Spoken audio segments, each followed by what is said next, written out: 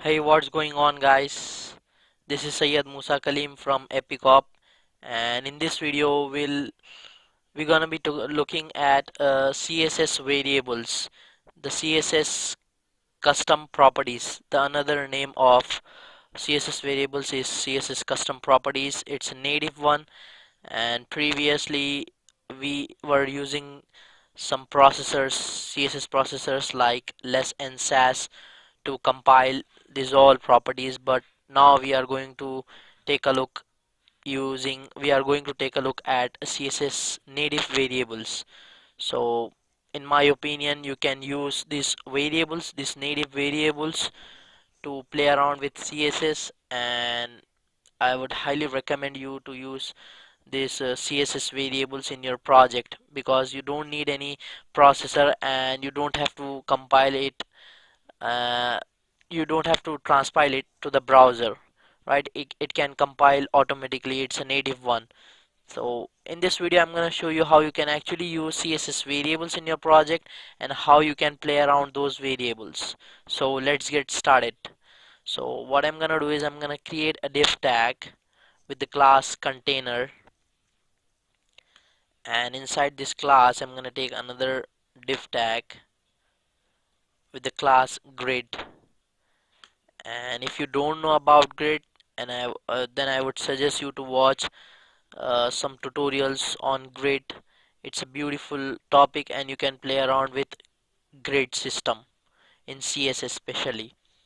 So inside this grid, I'm gonna take one more div tag with the class box, right? Or you can take square, right? So this is one square, and I'm gonna copy this square div tag. Let's paste it down here below in the same grid, right? So I have taken two squares in this grid, and we'll use some content inside the square like the h1 tag. You can give anything like my channel name Epicop, and one p tag, right? And I'm gonna give some dummy text that is lorem. Not exactly, just hit lorem and hit tab, right? It will generate you some dummy content. So I'm gonna get rid of some content from this till here. I'm gonna cut it down.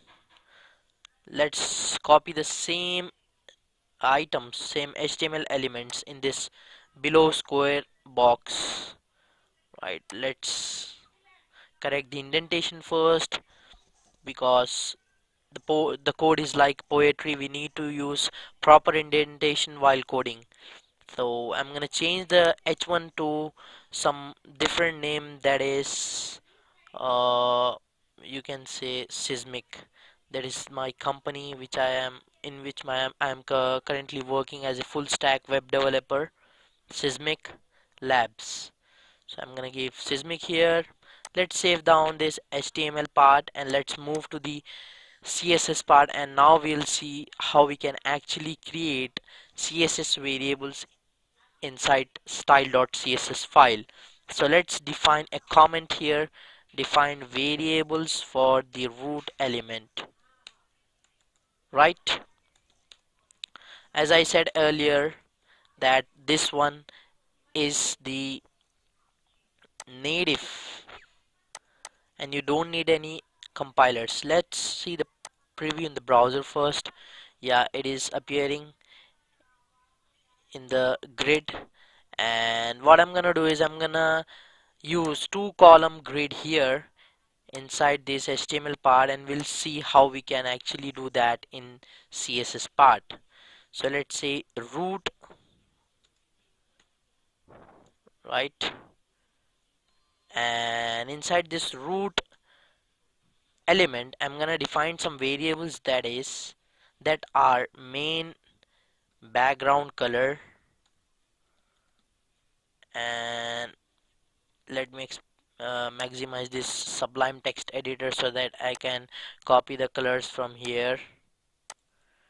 I'm gonna copy these colors and I'm gonna create another variable with the name main text color, and I'm gonna use one color that is hash 333, right?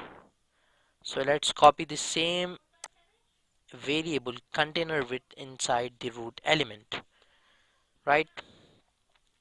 So let's just actually save this, and let's take a body tag in CSS, and let's give margin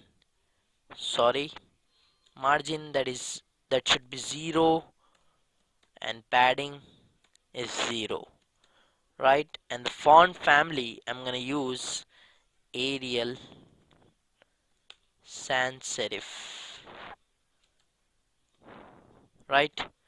And I'm gonna use line height as 1.5, and I'm gonna use background color. Now actually I'm gonna show you how you can actually use CSS variable. So I have written one attribute background color, and you can use CSS variables like this variable var function. It's kind of function, it's kind of method in JavaScript, and all you need to do is you need to pass the variable name inside this var function, right? This way you can actually use CSS variables. And let's say var, let's pass the main text color variable, let's save it, and let's see in the browser. Yeah, you can see here the background is light gray, and the color is in this, the color is this one, hash 333, light color, right? You can actually see the changes in the browser. So let's define the box variables now, right? Define box variables. We can also, yeah, firstly we need to use uh, the container CSS, right? This container, we're gonna take a look how we can actually define it. Width equals to var, and let me use this variable here, that is container width. So it should be 90%, not 100%, it should be 90%. In my case you can give anything in your case. And let's give margin should be 20 pixels auto. Let's save this, and let's see in the browser, right? The margin has been applied and the width is 90%, right? So this is about the container part and the grid. Now it comes the time of grid, right? We can define grid, and as we are using it in a grid format, in a grid form, we should use display grid, right? And we can use grid template columns, grid template columns 1 fr when fr. You might be wondering what I am doing here, right? Grid template columns means how you are going to divide your boxes, your grid elements. I'm dividing in a fractional form, that is one fraction and one fraction. In two halves, in two equal halves I am dividing. And you can also divide this grid in the form of pixels, and in various forms you can divide your grid. And if you don't know about grid, let's search it on Google or watch some tutorials on YouTube. You can find more about grid and you can understand about grid system, how it works. So I'm dividing in it two fractional forms, and I'm gonna save this, and I'm gonna see in the browser, right? It is appearing in a two equal halves, two fractional units. Let's give some grid gap, right? I'm gonna minimize this, and let's use grid gap 20 pixels. Let's save it, and let's see in the browser, right? the the gap between two grids is 20 pixels, as you can see here in between the two grid boxes, right? So this is the way you can do it, and you can also define grid gap in the form of variable. Let's actually get rid of this grid gap and let's use one variable, that is gap, and let's give 20. And also I would like to show you one important thing here in CSS variables, that is calc function. You can actually use this function to multiply your CSS, right? Let me show you how you can do that. You can use this calc function. Inside that calc function you can use variable function. Let's pass this gap, and you can give into 1 pixel. This means that you are telling the grid gap, you want the grid gap to be 20 pixels, but you are doing in this form, that is calculate variable, that is variable gap, that is 20 into 1 pixels, 20 into 1, that is 20 pixels, 20 into 1 pixels, that is 20 pixels. Let's save this and let's see in the browser that the gap between these two grid boxes is 20 pixels. You can use this way. I would suggest you to use this way because uh, it seems to be very engaging, right? You can use this and you can play around with the stuff with the CSS variables. It seems to be very complex, but if you practice it, then you can find it very easy, right? So this is all about the grid. Let's move to the box variables, right? Let's define box variables. Let's comment out this line and let's say box, and let's say box main color, and I'm gonna use the box main color as this color, that is hash DDD, and I'm gonna use one more variable, CSS variable, that is box text color, that is uh, yeah. Actually I'm gonna copy these all three variables from here so that I don't have to type there. So basically I'm using three variables inside the box class, that are box bg color, main color, and the padding. Let's actually use this inside the box class, right? Box background color should be variable background color. Let's actually pass this, right? Box main color means let's use border 1 pixel solid variable and your box main color, right? And let's use padding as well, variable, and we need to pass this box padding variable inside the padding attribute. So let's save it and let's see the preview in the browser. It is still not appearing. Let me save it and let me hard refresh my browser because sometimes it gets caged. It's still not working. uh,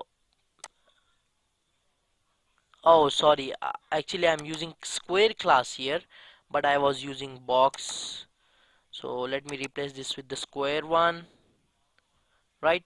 Let's save this and let's see the preview in the browser. As you can see here, the two boxes are appearing and the background color with the border color, right? So this way you can use your CSS variables in any class or in any ID. Let's use CSS variables inside the h1 tag. In Square we have one h1 tag, that are two h1 tags actually, that are epicop and seismic, And let me use this color tag with the variable, this one, main text color, right? Right, let me use this here. And for the p tag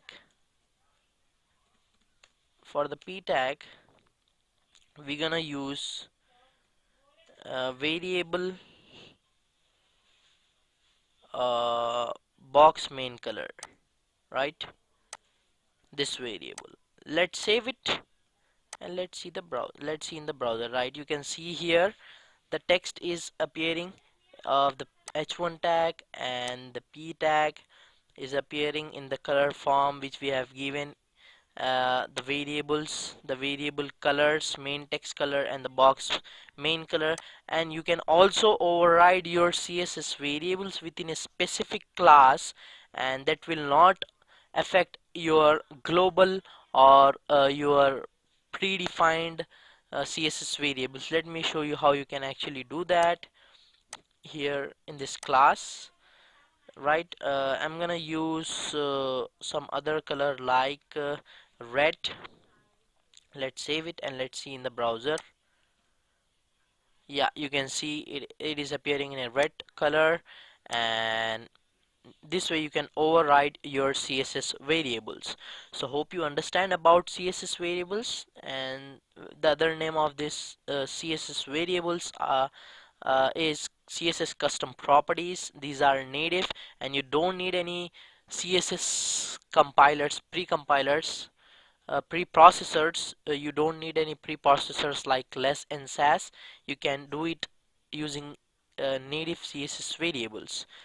But in my opinion, you can use less or sass, because less and sass provide some other functionalities as well. Apart from the variables and all, you can play around with sass variables. That is also wonderful, but it depends on you, and it also depends on the project requirement, what you are looking for. So uh, I would suggest you to use css native variables if you really want to uh, play around with the css stuff, right? It depends on you, and it also depends on the project requirement, like I said earlier. Now we'll see the javascript part, how we can actually manipulate css variables using javascript. Let me show you how you can do that. Script tag, let me take one script tag here, and let's take one variable that is square, right? And document dot sorry, it seems to be query selector, right? Query selector, and let's pass the class that is square. Sorry, square, right? Let's take one another variable that is square square style, right? Let's use this square tag, square dot get computed style, right? That computed style of uh sorry, we have to pass this in this form. Let's remove this dot from here, and let's actually console.log this square style. What I'm doing here is I'm just taking the square box which we have given above, this square box square div tag, and I'm trying to get the computed style of that square box, and just am console.log that square style so that we can see inside the console. Let's open my console and I can show you here, right? You can see css style declaration. When we open this, we can actually see the computed style in the array form. This all stuff we can see here. So let's get rid of this and let's see or one more thing about CSS variables, and that is how we can actually get the property value, right? Const uh, square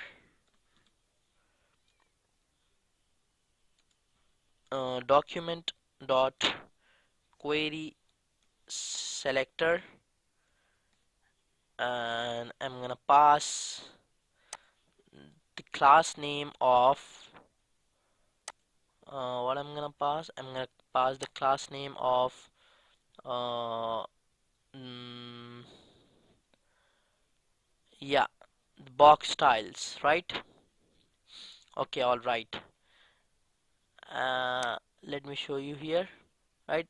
We are using this class square, not square, get square property.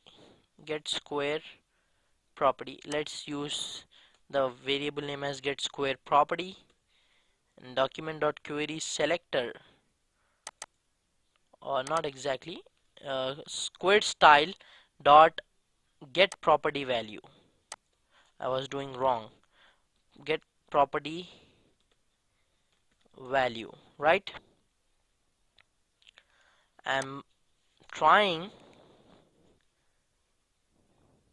to get the property value of a squared style, and that is uh, this value, right? Let me see. Square one, right? This one, background box bg color, this variable. What I'm trying to do here is I'm trying to get the property value of this variable property bg color, which is inside the squared style. And let me console.log it so that we can see the output. Console.log. So let's use this get square property, and let's see inside the browser. Let's clear our console so that we can see an output easily. Yeah, you can see here hash ddd. It's a color which we have defined here in style.css, that is hash ddd, and you can see it clearly that we can access the property value using this function, that is get property value, and the color is appearing in the console. And even we can set the property using set property function in JavaScript. So you can search it about internet, you can search it about on internet, and you can find more about the CSS variables, how you can actually manipulate and how you can play around with the CSS variables stuff. And I hope you really enjoyed this video, and wish you happy a new year.